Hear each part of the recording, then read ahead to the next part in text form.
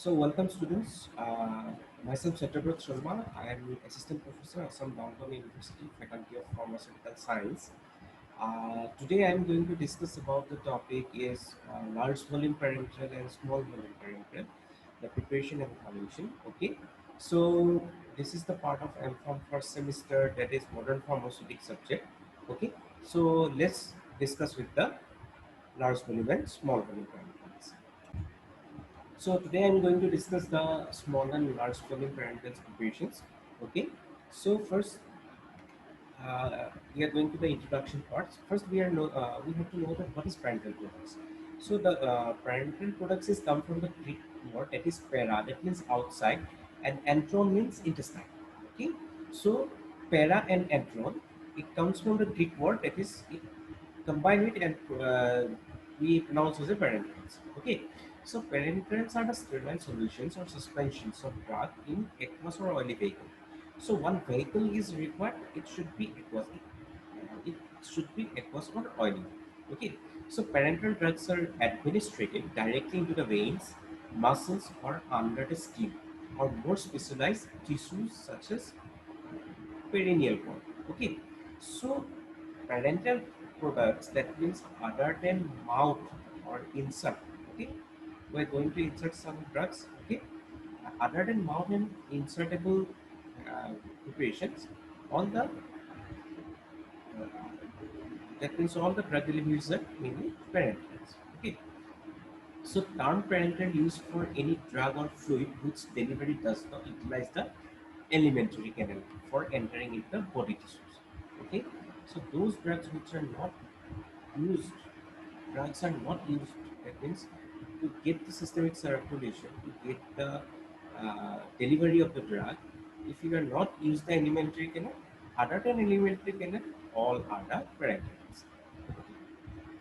So but we need some requirements. That means we need some basic criteria for the preparation of the parental doses. So what are the requirements? We just go through it. First one is the stability. Okay, then drug stability. Okay, so what next? Sterility. Next, free from pyrogen and toxins, and free from foreign particles, then isotonic, then chemical proof. So these are the main six parts that we have to follow for the preparation of parental formulation. So stability means, that means drug stability. If the parental products are not stable, so we cannot accept. So we have to give the focus on all these criteria in the preparation of parental products. So next come to the parental rules. What are the parental rules? When I am saying that parents doses from other forms which are taken other than orally. Okay. So the term parental literally means to avoid the gastrointestinal tract and refers to any route of administration outside or beside the alimentary tract. Okay. Thus, parenterals are injectable drugs that are entered to the body directly, are not required to be absorbed in the gastrointestinal tract before show their effect. Okay. So simply parental products, we are taking the injections, that is parental products. Okay. We are taking salines, that is parental products. All drugs other than gastrointestinal tract route we are taking is all the parental routes. So parenteral routes of administration usually have no rapid onset of action. So if we are taking a drug through oral route, it shows the onset of action of that particular drug is less than the parenteral route. That means the parenteral product is directly go with the systemic circulation. Next, the parental. What are the parental loops we are just discussing here? First one is the intravenous, next intramuscular, then subcutaneous, then intradermal, then intra-arterial, then intracardiac, intra-arterial, then peridural, then intra-articular, then intracerebral. So all these 10 routes, but that is parental routes that we can administer the drug. Okay. So what is the advantage of the parental guidance? Okay, so it is useful for the patient who cannot fix the organ. Okay, some patients are unconscious in the mood. Those patients are critical in the mood.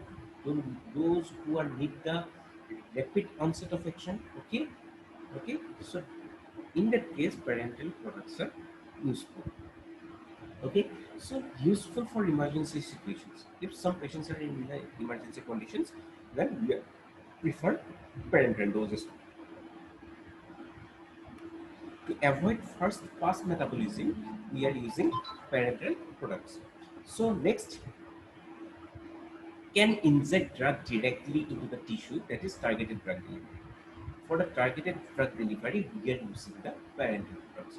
Okay, so it is also useful for the delivering of electrolytes, fluids, or nutrients. Okay, so it can be done in the hospitals, okay, ambulatory influence centers, and home health care centers. Then it have the complete bioavailability. Okay, from the parental products we can get the complete bioavailability. So these are some advantages of the parental products. So what are the next come with the disadvantages of parental products. So when we are taking the drug other than the oral route, it produce pain. Okay, so pain on injection. When we are taking the injection, it produce pain. These are the first. This is the first disadvantages of parental product. Next is the difficult to reverse and administrative drug effect. Okay.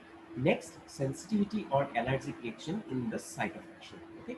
When we are taking the antibiotic, we are first going for the test, that is skin test. Why? Because it may shows the allergic reaction when we are taking through parenteral. Next, requires strict control of sterility and non-pyrogenicity than other formulation. Okay, then trained person is required. You cannot take the parental formulations by own. You can take the drug by your own, but if it is in tablet form, in suspension form or emulsion form, you can take the drug by own. But in case of the parental product, you cannot take the drug by your own. Next is the required specialized equipment, devices, and tactics to prepare the administer the drug. So for the taking of tablet or suspension or syrup, we did not require any other instrument. But for the taking of parenteral preparations, we need the infusion pipes, we need the syringes, we need the needles, etc., etc. Okay, so more expensive and costly to produce. So it is somehow expensive than other drug formulation. So these all are the advantages and disadvantages of the parenteral product. Next come with the classification. So based on the volume, the classification of the parental products is mainly based on the volume of the particular product. Okay, so it is mainly two types, that is large volume parental and small volume parental. Okay, so volume, it is mainly depends on the volume, how much volume they are required, that up to the volume we are just classify all the parental preparations. So students, this is the first introduction part of the parental preparation.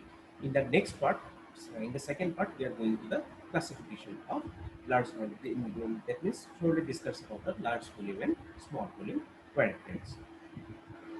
Hope students you are already understood all these things. So we are continue with the next part.